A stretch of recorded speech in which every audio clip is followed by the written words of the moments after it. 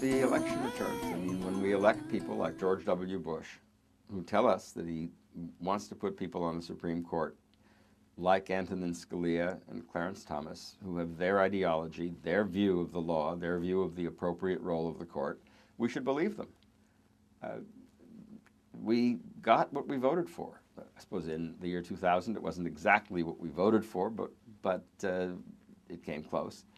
And I think that if people want to change the way the Supreme Court interprets the Constitution, the only way to do that is to vote for presidents who will appoint justices who see the Constitution more like the way they do as voters.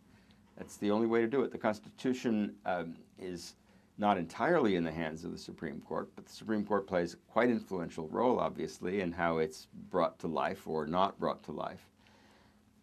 And although there is a lag time between presidents and justices serve on, and we may have a sequence of liberal presidents, and yet people like Roberts and Alito, who are in their 50s, are going to be around for decades.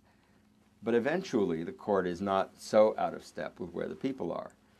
A lot of the decisions that the court is now making that distress me are not all that out of step with where the people are. I mean, when the court strikes down the use of race in pupil assignments in Seattle and Louisville, it's doing something that is obviously disappointing to the local majorities there who thought they were advancing the cause of justice and decency and increasing integration. But in terms of the national mood, something like 60% of the people say yes when you ask them, do you think that race should be completely excluded as a factor from government decision-making? So the country itself has moved to the right on a number of issues. And I think that there's no easy fix for that. And in the end, if one is a Democrat with a small d, one has to pay a lot of attention to what the people think.